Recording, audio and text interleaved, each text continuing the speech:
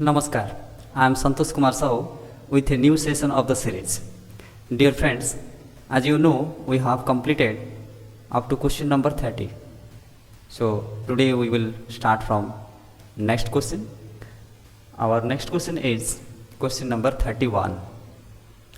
According to Patanjali Yoga Sutra, the accomplishment may be attained through औषधि, शक्तिपात, तप and समाधि दिया गया है। तो इनमें से आपको चूज करना है। अकम्प्लिशमेंट मीन्स क्या है, मतलब वहाँ पे सिद्धि के बारे में बताया गया है। जो सिद्धि कैसे प्राप्त होता है, किसके थ्रू प्राप्त होता है। आप अगर देखेंगे चैप्टर नंबर 4,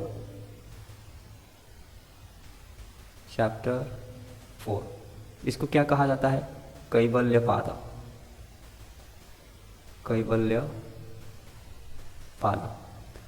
पहला सूत्र में ही सूत्र number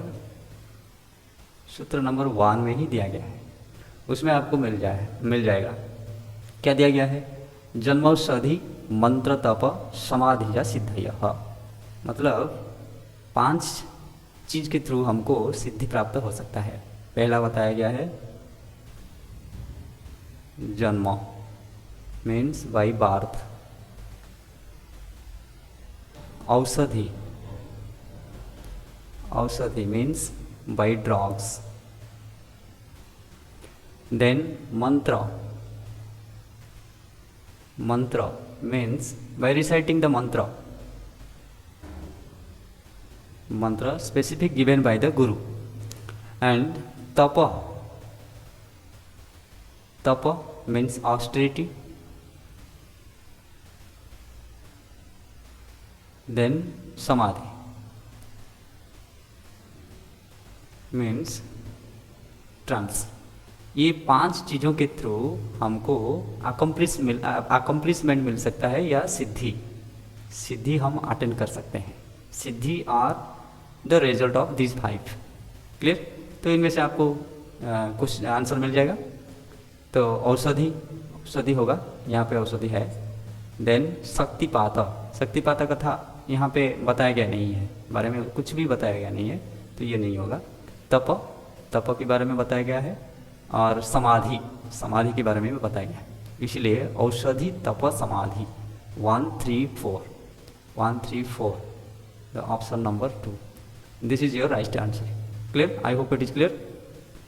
next question, the following are उपप्राणा।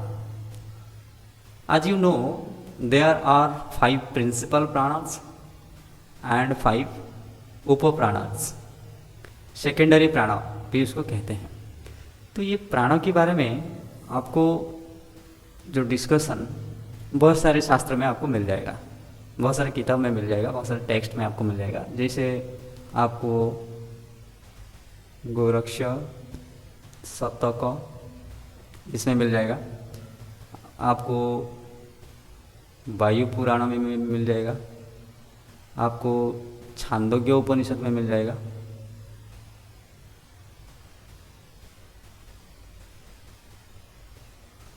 आपको विष्णु पुराण में भी मिल जाएगा, आपको शिव संहिता में भी मिल जाएगा,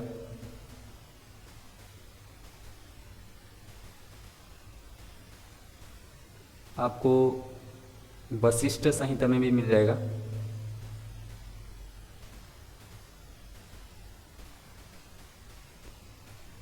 तो इसमें आपको पंच प्राण और पंच उपप्राण के बारे में मिल जाएगा।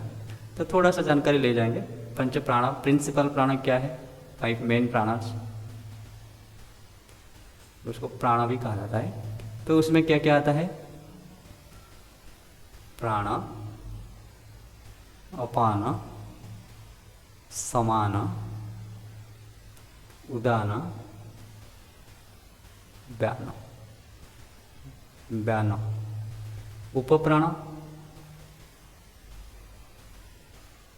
उपप्राण बताया गया है नाग, कूर्म, किक्कर, देन देवदत्त धनंजय।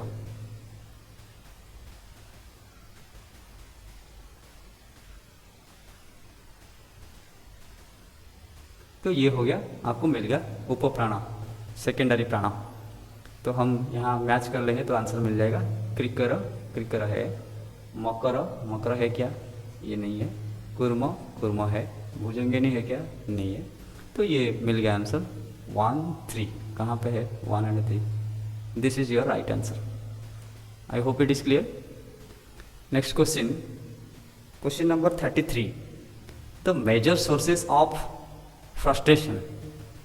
हमारा जो फ्रस्ट्रेशन होता है उसका मेजर सोर्स क्या है? तो इसमें कुछ रेफरेंस भी नहीं दिया गया है, किसके हिसाब से, भगवत गीता के हिसाब से और दूसरा कुछ भी नहीं दिया गया। तो ये क्वेश्चन भी बहुत सिंपल है, आप देख लीजिए क्या क्या फैक्टर आपको मतलब फ्रस्ट्रेशन का कारण हो सकता है। तो एनवायरमेंटल फैक्टर, हम किस एनवायरमेंट में रहते हैं वही फ्रस्ट्रेशन का कारण बन सकता है। पर्सनल फैक्टर, हमारा जो पर्सनल चीज़ें हैं वो भी हो सकता है। कॉन्फ्लिक्ट, जब हम द्वंद्व में आ जाते हैं वो भी हो सकता है। पॉजिटिव गोल्स, ये कभी फ्रस्ट्रेशन का कारण नहीं बन सकता है, क्योंकि आपका गोल अगर पॉजिटिव है तो आपको फ्रस्ट्रेशन नहीं होगा। तो ये सिंपल सी बात है। तो आंसर भी सिंपल है। ये कोड में आपको 3 भी दिया गया है और आपको कुछ नहीं करना है, इसको निकाल दो बस, बाकी 3 को ले जाओ। क्या क्या है? 1 2 3, 1 2 3 कहाँ पे दिया गया है? ये दिया गया है 3 2 1। तो आंसर ये हो जाएगा। Get me point. So I hope this is clear. Next question, question number 34। 34 में दिया गया है the hormones secreted by pancreas. यानी जो अग्नाशय है, पैनक्रियाज है, किन हार्मोन का स्राव करता है? पैनक्रियाज से कौन सा हार्मोन सिक्रेशन होता है? तो पहले हम देखेंगे हार्मोन जो पैनक्रिया में सिक्रेशन करता है वो 3 तरह का ग्लैंड होता है पैनक्रिया में। Pancreas have 3 main type of hormone secreting gland.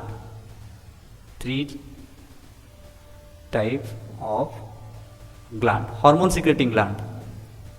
क्या क्या है? तो पहला है आपका अल्फा सेल।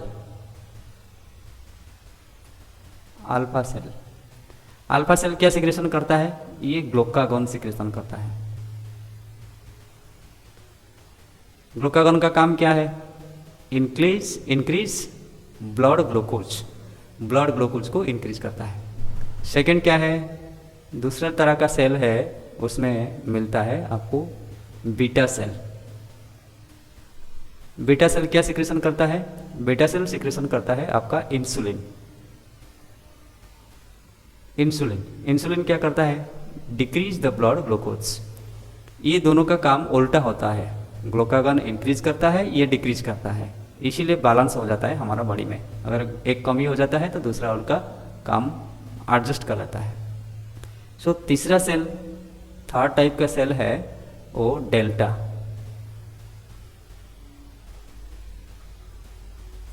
तो डेल्टा सेल क्या सिक्रेशन करता है? स्टोमाटोस्टैटिन।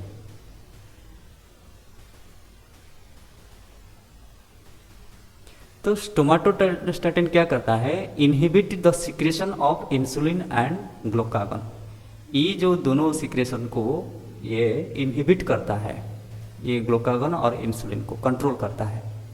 तो ये हो गया, ये तीनों हो गया, इसमें ही आपका आंसर है। तो क्या क्या है? सोमाटोस्टैटिन, यस, डेल्टा सेल से सिक्रेशन होता है, और ग्लूकागॉन, यस, अल्फा सेल से सिक्रेशन होता है। आंसर मिल गया आपको। कॉर्टिसोल, एपिनेफ्रिन नहीं है तो ये नहीं होगा। 1 and 2 these are the correct answer. यहाँ पे जो कॉर्टिसोल और एपिनेफ्रिन दिया गया है वो कहाँ से सिक्रेशन होता है? वो आपका आड्रिनल ग्लैंड में, आड्रिनल ग्लैंड से सिक्रेशन होता है। आड्रिनल ग्लैंड जो होता है वो किडनी के ऊपर रहता है। तो किडनी के ऊपर एक जैसे कैप की तरह रहता है और उसमें ऐसा 2 लेयर होता है। तो ऊपर वाला को कहते हैं आड्रिनल कॉर्टेक्स, वो बीच में जो है, बीच वाला को कहते हैं आड्रिनल मेडुला।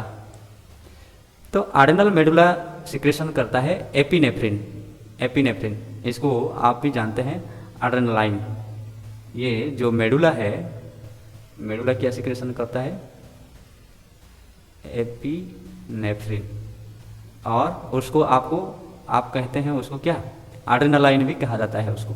तो उसका काम क्या करता है, वो स्टिमुलेट करता है सिंपैथेटिक नर्व को।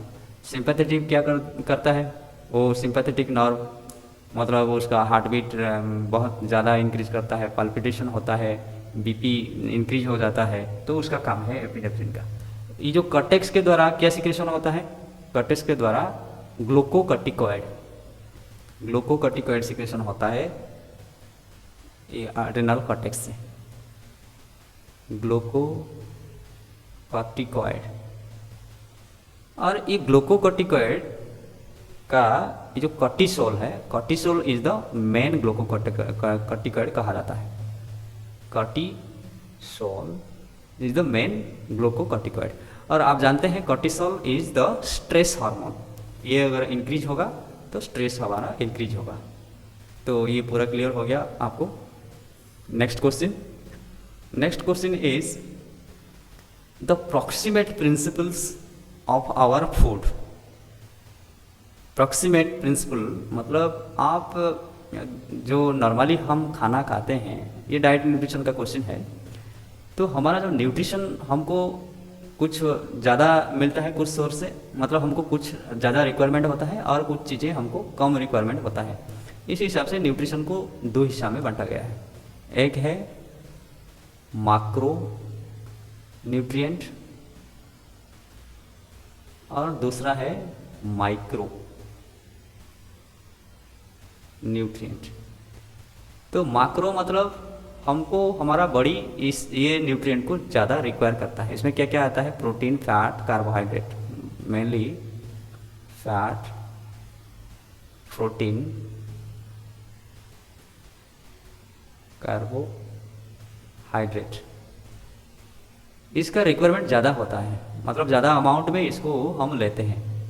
और माइक्रो न्यूट्रिएंट में आपका विटामिन आ जाएगा, विटामिन, मिनरल,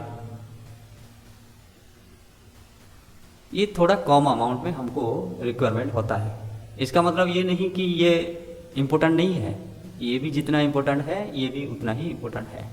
क्लियर, ये ज़्यादा अमाउंट में हमारा बॉडी रिक्वायर करता है, ये कम अमाउंट में रिक्वायर करता है। तो इसको, ये जो मैक्रो ज़्यादा हमको जो रिक्वायरमेंट होता है, इसको प्रॉक्सिमेट प्रिंसिपल कहा जाता है, प्रॉक्सिमेट प्रिंसिपल। क्लियर, तो इसमें देख लीजिए क्या क्या है, प्रोटीन, फैट, ये जो vitamin and mineral, these are the micronutrient, ये बहुत कम चाहिए हमको। क्लियर, तो इसमें आंसर आपका मिल गया प्रोटीन, फैट, मतलब 1 and 3 the correct option, option number 2। I hope it is clear. Next question we will see, according to Ayurveda the main factor for causation of any disease, यानी आयुर्वेद के अनुसार किसी भी बीमारी के कारण के मुख्य कारक क्या क्या दिया गया है, सात्मेन्द्रियार्थ संयोग, प्रज्ञापराध, परिणाम, दोषो साम्यता। तो हमको थोड़ा सा जानकारी ले लेना चाहिए कि जो कारण बनता है डिजीज का, कोई भी डिजीज का कारण बनता है, वो there are 3 factors are responsible, 3 main causes for the diseases in Ayurveda, 3 main causes. तो ये 3 मेन कॉजेस आपको चरक संहिता सूत्र स्थान में डिस्कशन मिल जाएगा, चरक संहिता सूत्र स्थान। क्लियर, तो इसमें क्या बताया गया है, पहला है आपका प्रज्ञापराध, प्रज्ञापराध, इसका मतलब मिसयूज ऑफ इंटेलेक्ट। प्रज्ञा मतलब क्या है, विजडम, इंटेलेक्ट। क्लियर, प्रज्ञा अपराध, अपराध मीन्स मिसयूज करना उसको, तो ये हो गया मिसयूज ऑफ इंटेलेक्ट।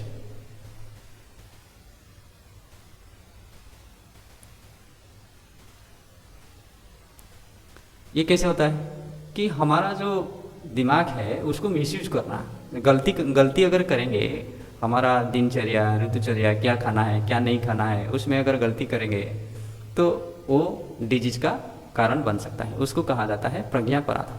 प्रज्ञा, हमारे पास हमको सब जानकारी है कि कौन सा काम करने से हमारा शरीर स्वस्थ रहेगा, फिर भी हम उसको मिसयूज करते हैं, हमारा इंटेलेक्ट को हर समय में यूज नहीं करते हैं। तो एक पहला कारण। दूसरा कारण क्या है? दूसरा कारण है असतमेंद्रिय अर्थ। असतमेंद्रिय अर्थ, इसका मतलब ये है कि मिसयूज ऑफ सेंसेस, मतलब असत में इंद्रियार्थ, मतलब इंद्रिय हमारा जो है उसको गलत रास्ता में यूज करना, मिसयूज ऑफ सेंसेस। हम अगर सेंस ऑर्गन को कुछ सेंस ऑर्गन को ज़्यादा अब्यूज करेंगे, कुछ सेंस ऑर्गन के पीछे हम भागते रहेंगे, तो ये क्या करता है, हमारा डिजीज का कारण बन सकता है। तो ये हो गया सेकेंड। थर्ड हो गया आपका परिणाम। परिणाम क्या है?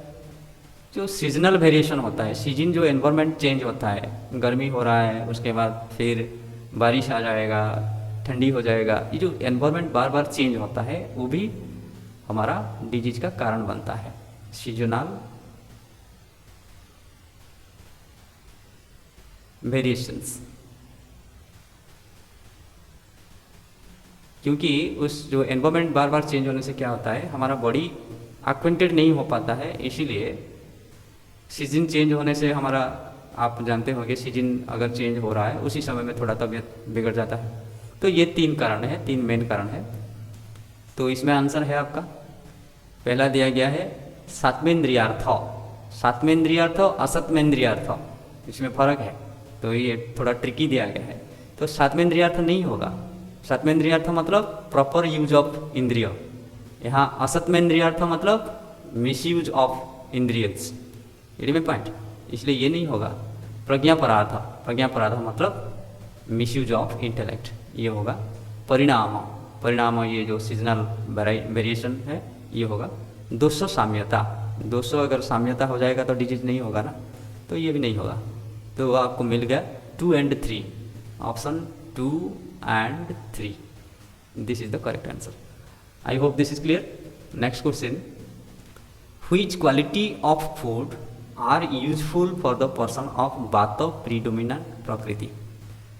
बात प्रीडोमिनेंट प्रकृति जिसका है उसके लिए कौन सा, मतलब इनमें से कौन सा खाद्य उनके लिए सही है। तो पहले हम थोड़ा सा डिस्कशन करेंगे क्वालिटी ऑफ बात का गुण क्या है, तभी हमको आंसर पता चल जाएगा। क्वालिटी TIES, क्वालिटीज ऑफ बात का 6 क्वालिटी है। एक है रुक्ष मतलब ड्राइनेस।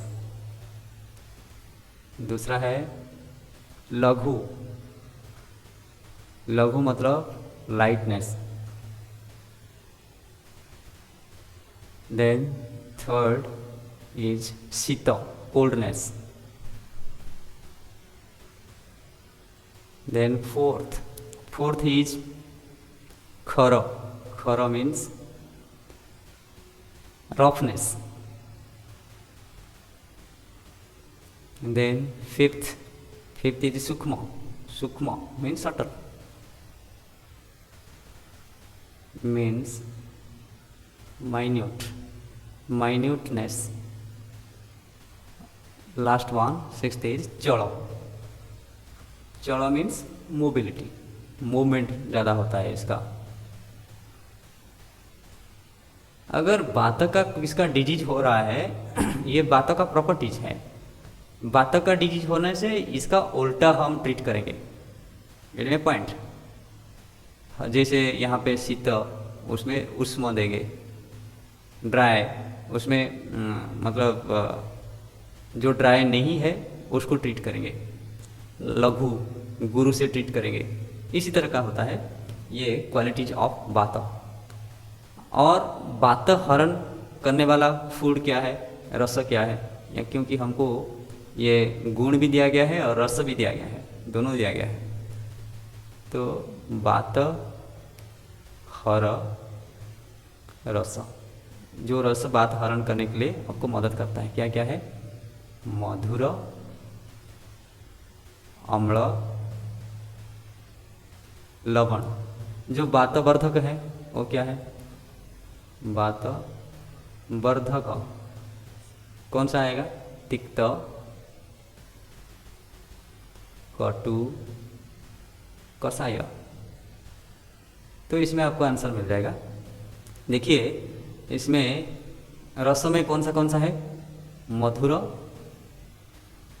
बस ये एक ही रस दिया गया है, और बाकी सब गुण है, शीत, उष्म, लघु। तो वात अगर प्रीडोमिनेंट है, ये गुण का उल्टा ट्रीटमेंट होगा, और वात हर रस उसको दिया जाएगा, जो रस खाने से वात हरण हो जाएगा। तो इसमें मधुर दिया गया है, मधुर एक आंसर आपको मिल गया, बाकी और एक ढूंढना है। तो देखिए इसमें शीत, शीत क्या है, शीत इनका नेचर है, अगर शीत कोल्ड उसको ज़्यादा दे देंगे तो फिर वो अग्रावेट करेगा, इसलिए ये नहीं होगा। उष्म, शीत का उल्टा क्या है, उष्म, इसलिए उष्म होगा। लघु इसका गुण है, लाइटनेस फूड अगर देंगे तो फिर वो बात को अग्रावेट करेगा, इसलिए ये भी नहीं होगा। इसका आंसर होगा मधुर, उष्म, 2 and 3, 2 and 3, this is the right answer. Clear. तो next question is 38, which yogic practices are beneficial for the patient of hyper acidity। यहाँ पे हाइपर एसिडिटी जो दिया गया है, इसमें थोड़ा सा क्वेश्चन में एक्चुअली इसमें कुछ रेफरेंस भी नहीं दिया गया है, और ऐसा ऑप्शन दिया गया है जो ऑप्शन आपको कंफ्यूज करेगा। धौती, कपालभाति, पश्चिमोत्तानासन, नाड़ी शोधन। आप तो जानते हैं कपालभाति ये जो कफ का डिजॉर्डर को क्या करता है, दूर करता है, तो ये नहीं होगा। और पश्चिमोत्तानासन, नाड़ी शोधन, धौती तो आपका हाइपर एसिडिटी को ठीक ठाक करता है।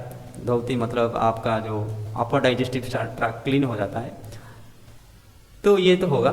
लेकिन ये दोनों में से कंफ्यूजन है किसको लेना है और किसको नहीं लेना है।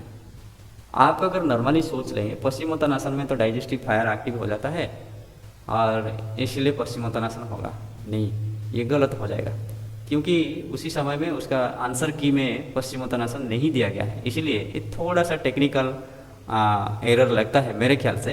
ये क्वेश्चन में भी टेक्निकल एरर, क्योंकि पहला तो एक तो रेफरेंस नहीं दिया गया है, और जो ऑप्शन दिया गया है वो भी आपको मतलब ये सही ऑप्शन भी नहीं दिया गया है। क्योंकि आप अगर देखेंगे पश्चिमोत्तानासन में कहीं लिखा नहीं गया है कि हाइपर एसिडिटी को ये बेनिफिशियल करता है, बेनिफिट देता है, जिसका हाइपर एसिडिटी है। नाड़ी शोधन में भी आपको नहीं मिलेगा। नाड़ी शोधन में आप देखेंगे हठ प्रदीपिका में आपको मिलेगा, तो इसमें बताया गया है by purifying the nadis able to retain the breath. आप ब्रेथ को रिटेन कर सकते हैं, कुंभक कर सकते हैं, और गैस्ट्रिक हीट इंक्रीज करता है। तो इसी दृष्टि से मेरे ख्याल से वो लिया गया है, इसीलिए ये नाड़ी शोधन और ये धौती, ये आंसर की में ये दोनों दिया गया है। 1-4 इज द राइट आंसर। लेकिन मेरे को ये थोड़ा सा टेक्निकल एरर लगता है, मेरे ख्याल से ये सही नहीं लगता है, क्योंकि पश्चिमोत्तानासन में भी ऐसा दिया गया है कि गैस्ट्रिक हीट इसमें भी इंक्रीज होता है। अगर यहाँ रेफरेंस दिया होता तो उसी टेक्स्ट के हिसाब से हम डिस्कशन कर लेते। नाड़ी शोधन में ज़्यादातर आपको बेनिफिट नहीं, घेरंड संहिता में नहीं मिलेगा। नाड़ी शोधन क्यों किया जाता है, नाड़ी को शुद्धि करना है, ताकि हमारा जो प्राण है, प्राण नाड़ी में सही मतलब सही ढंग से वो मूव कर सके, उसका मेन बेनिफिट वही है। तो वो कैसे हाइपर एसिडिटी को मतलब बेनिफिशियल होता है, कोई रेफरेंस नहीं है। स्टिल आपका आंसर दिया गया था, उसमें जो उसी समय का जो आंसर की है उसमें है 1 and 4। I hope it is clear. Next question, main muscular skeletal disorder. This is very simple, जो डिजॉर्डर मसल और स्केलेटल सिस्टम के हिसाब से जो डिजीज है उसको आपको चुनना है। इसमें स्पॉन्डिलाइटिस दिया गया है, आर्थराइटिस दिया गया है, एपिलेप्सी, पार्किंसन। एपिलेप्सी और पार्किंसन तो ये तो डिजॉर्डर है आपका नर्वस सिस्टम का, तो इसलिए ये दोनों तो नहीं होगा, ये नर्वस सिस्टम का डिजॉर्डर है। और स्पॉन्डिलाइटिस ये स्पाइनल आपका स्पाइन का डिजॉर्डर है। आर्थराइटिस ये जॉइंट का डिजॉर्डर है, जॉइंट ये स्पाइन। तो ये तो हो गया ना, स्केलेटल और मसल स्केलेटल सिस्टम में आता है, ये स्पाइन जॉइंट ये सब मस्कुलर स्केलेटल सिस्टम में आता है। तो इसका answer simply 1 and 2, this is the right answer. I hope this is clear. Next question, the stimulation of parasympathetic nervous system calls. हम जानते हैं ऑटोनॉमिक नर्वस सिस्टम के अंदर सिंपैथेटिक और पैरासिम्पैथेटिक ये दोनों आता है, तो उसका काम अलग अलग होता है। सिंपैथेटिक क्या करता है, उसका काम है फाइट और फ्लाइट, और पैरासिम्पैथेटिक का काम क्या होता है, रेस्ट एंड डाइजेस्ट। वो काम डाउन करता है, एक बहुत एक्टिव कर देता है। तो इसमें से आपको चुनना है। हमको दिया गया है पैरासिम्पैथेटिक, इसको याद रखना। ये क्या करता है, रेस्ट एंड डाइजेस्ट, मतलब काम डाउन करेगा। इंक्रीज इन हार्ट रेट नहीं, वो सिंपैथेटिक का काम होता है। इंक्रीज इन एंग्जाइटी लेवल नहीं, पैरासिम्पैथेटिक नहीं करता है, वो सिंपैथेटिक करता है। डिक्रीज इन हार्ट रेट ये करता है। मसल रिलैक्सेशन देता है। तो 3 and 4 correct answer, this is the correct answer, option number 2, 3 and 4। I hope this is clear. Next question, yogic practices recommended for anxiety management as per research evidence। Research evidence के हिसाब से हमारा जो anxiety management के लिए कौन सा practice सही है। तो इसमें आपको भ्रामरी प्राणायाम तो मिल जाएगा। भ्रामरी प्राणायाम में एंग्जाइटी मैनेजमेंट हो जाता है, और शवासन में भी आपको रिलैक्सेशन चाहिए, तो शवासन भ्रामरी प्राणायाम, देयर इज नो डाउट। और बाकी जो रह गया ये दोनों में से आपको चुनना है। एंग्जाइटी में क्या होता है, ज़्यादातर हमारा फियर रहता है, तो फियर रहने से आपको फॉरवर्ड बेंडिंग नहीं करना चाहिए। Get me point. तो आपको बैकवर्ड बेंडिंग पोस्चर जितना करेंगे आपका फियर उतना ही दूर होगा। तो इसीलिए इसमें आएगा भुजंगासन आ जाएगा, पश्चिमोत्तानासन नहीं होगा। भ्रामरी, भुजंगासन, शवासन, 1, 2, 3, ये option number 3, this is the right answer. I hope it is clear. Next is, ये क्वेश्चन आपका उसी समय में गलत डिक्लेयर किया गया था, ये रॉन्ग, क्योंकि इसमें मतलब जो आंसर दिया गया है, आंसर की दिया गया है वो सफिशिएंट नहीं है, क्वेश्चन के हिसाब से ये मैच नहीं कर रहा है, इसलिए इसको रॉन्ग डिक्लेयर किया गया था। और उसी समय में सभी को ग्रेस मार्क मिला था। इसलिए आपको भी जब एग्ज़ाम आप देंगे उसी समय में ख्याल रखना चाहिए कि क्वेश्चन आए या ना आए, उसको आंसर कर दीजिए, क्योंकि इसमें तो नेगेटिव मार्किंग है नहीं। तो इसीलिए सारा क्वेश्चन को अटेंड कर लीजिए। अगर कहीं कुछ क्वेश्चन गलत हो जाता है तो आपको उसमें ग्रेस मिल जाता है। क्लियर। तो ये क्वेश्चन क्यों गलत है, क्योंकि यहाँ पे कैरेक्टरिस्टिक ऑफ तामसिक पर्सनालिटी के बारे में दिया गया है। तामसिक पर्सनालिटी का कैरेक्टरिस्टिक क्या हो सकता है, तो इसमें मतलब रेफरेंस सफिशिएंट नहीं है। डिटैच तो नहीं हो सकता है, और अटैचमेंट ज़्यादा बढ़ता है तामसिक में। और एक्टिव ये किसका है, एक्टिव ये होता है एक्चुअली, एक्टिव ये होता है रजोगुण का नेचर, क्योंकि वो चौड़ा होता है, रजोगुण का नेचर। और जो ग्रीडी और लैक ऑफ एनलाइटमेंट, ये दोनों लगता है कि इसका आंसर होगा। इसी क्वेश्चन के हिसाब से अगर हम लेंगे तो आंसर होगा 3 and 4। Gate my point. Still these two options are not sufficient reference for तामसिक, क्योंकि ग्रीडी जो होता है ये कभी कभी रजोगुण का होता है। दूसरा जगह में दूसरा रेफरेंस दिया गया, यहाँ पे रेफरेंस भी नहीं दिया गया है कहाँ, किसी हिसाब से, भगवत गीता हिसाब से, सांख्य हिसाब से, आयुर्वेद हिसाब से, किसी कौन सा कुछ रेफरेंस नहीं दिया गया, इसीलिए उस क्वेश्चन को मतलब गलत साबित किया गया था, रॉन्ग डिक्लेयर किया गया था। फिर भी आपको थोड़ा सा जानकारी ले लेना चाहिए। सत्व का कैरेक्टरिस्टिक नेचर क्या होता है, उसमें हैप्पीनेस रहता है, हार्मोनी रहता है, शुद्धता रहता है, पॉजिटिव पर्सनालिटी होता है। रज में क्या होता है, वो सेल्फ इंडुलेंस होता है, पैसियोनेट माने मतलब सब कुछ करने के लिए उसका पैशन होता है। और सेल्फ सेंटर्ड मतलब सेल्फ डेवलपमेंट, ये खुद के बारे में ज़्यादा सोचता है, दूसरे के बारे में नहीं सोचता है। तो तामस में क्या होता है, इम्बैलेंस है, उसमें भय है, चायोस है, डिजर्डर है, नेगेटिव पर्सनालिटी होता है उसका। तो ये है उसका कैरेक्टरिस्टिक, इसको थोड़ा याद कर लेना, अगर बाद में अगर क्वेश्चन आएगा तो आप उस हिसाब से अटेंड करेंगे। तो फाइनली मैं कह सकता हूँ मेरे हिसाब से ये क्वेश्चन के हिसाब से आपका आंसर 3 and 4 ये हो सकता है। फिर और एक बार बता रहा हूँ कि ये क्वेश्चन उसी समय में रॉन्ग डिक्लेयर किया गया था और सबको ग्रेस मार्क मिला था। I hope it is clear. Next question 43, which of the following are type of developmental theory of personality. हमारा जो developmental theory of personality psychology में है, तो उनमें से कौन सा है। इसमें आपको जो 4 फैक्टर दिया गया है, टाइप थ्योरी दिया गया है, learning theory, psycho analytic theory and factor analysis theory. इसमें से आपको learning theory and psycho analytic theory, ये दोनों थ्योरी है हमारा क्या पर्सनालिटी डेवलपमेंट का, ये डेवलपमेंट थ्योरी में आता है, लर्निंग एंड साइको एनालिटिक। ये टाइप थ्योरी नहीं आता है और फैक्टर एनालिसिस थ्योरी नहीं आता है। इट में point 2 and 3, this is the right answer, option number 2। The next question is 44, which of the technique are applicable in Mulabandha according to Hatha Pradipika. मूलबंध का टेक्निक क्या डिस्कस किया गया है हठ प्रदीपिका। इसमें रेफरेंस दिया गया, मतलब आपको हठ प्रदीपिका में ही आपको ढूंढना है इसका आंसर। अगर आप देखेंगे हठ प्रदीपिका में chapter 3 verse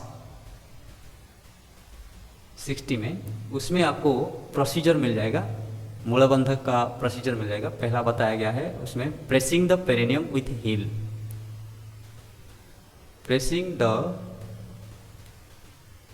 perineum with heel. दूसरा पॉइंट बताया गया है कंट्रैक्टिंग द आनस,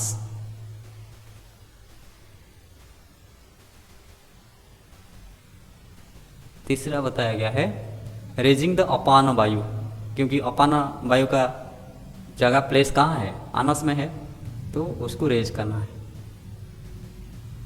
रेजिंग द अपान वायु। क्लियर। तो यहाँ हम देखेंगे कंट्रैक्ट ऑफ एब्डोमेन, मूलबंध में एब्डोमेन को कंट्रैक्ट नहीं किया जाता है हठ प्रदीपिका के हिसाब से, ये नहीं होगा। Pressing anus by heel, pressing the perineum with heel, वही एरिया को हम पेरिनियम आनस के पास आसपास को कहते हैं, तो ये होगा। नेक्स्ट दिया गया है contraction of perineum, contract with the anus, ये दिया गया है, ये होगा। कंट्रैक्शन ऑफ चेस्ट, चेस्ट को कंट्रैक्ट नहीं कहते हैं, तो इसलिए इसका आंसर होगा 2, 3, code 2, 3, this is the right answer, option 2। Next question, vastra dhauti is beneficiary in the following diseases according to Hatha Pradipika. वस्त्र धोती में से कौन सा डिजॉर्डर सही होता है, तो इसमें दिया गया है वातज डिजॉर्डर, कफज डिजॉर्डर, स्किन डिजॉर्डर, आई डिजीजेस। आपको यहाँ पे रेफरेंस दिया गया है, इसीलिए आपको हठ प्रदीपिका में ही इसका आंसर ढूंढना है। तो चैप्टर 2 में अगर आप देखेंगे वर्स 25, क्लियर, चैप्टर 2 वर्स 25 में आप अगर ढूंढेंगे तो वहाँ दिया गया है, क्या दिया गया है, काश श्वास प्लीहा कुष्ठम कफ रोगश्च विनिशति। इनमें पॉइंट सॉरी विंशति, कफ रोगश्च विंशति, विंशति मीन्स 20 टाइप ऑफ कफ रोग। सो पहला क्या दिया गया है, काश श्वास प्लीहा कुष्ठ, काश श्वास, काश श्वास ये कौन सा डिजीज है, आस्थमा, आस्थमा रिलेटेड डिजीज में हमारा काश श्वास ये सारा आता है। प्लीहा, प्लीहा के बारे में बताया गया, मतलब स्प्लीन डिजॉर्डर। और कुष्ठ के बारे में बताया गया है, कुष्ठ मतलब स्किन, स्किन डिजॉर्डर। और लास्ट में बताया गया है कफ रोगश्च विंशति, मतलब 20 varieties of diseases cause by excess phlegm. Excess phlegm में जो 20 वेराइटी ऑफ डिजीज होता है, अगर ज़्यादा कफ हो जाता है तो उसमें जो भी डिजीज क्रिएट होता है ये 20 तरह का डिजीज को क्योर करता है, 20 टाइप ऑफ डिजीज। क्लियर? तो इसमें आपको शायद आंसर मिल गया होगा। बात डिजॉर्डर नहीं, ये नहीं होगा। कफ हो ये 20 variety of 20 type of cough disorder को क्योर करता है, तो ये होगा। स्किन डिजॉर्डर, कुष्ठ स्किन डिजॉर्डर ये होगा। आई डिजॉर्डर दिया क्या? नहीं, आई डिजॉर्डर यहाँ पे नहीं दिया गया, तो ये नहीं होगा। तो आंसर होगा आपका 2, 3, code number 2। I hope this is clear. So आज के लिए इतना ही। आप सभी को बहुत बहुत धन्यवाद। अगर आप फेसबुक में देख रहे हैं तो हमारा पेज को लाइक करें, फॉलो करें।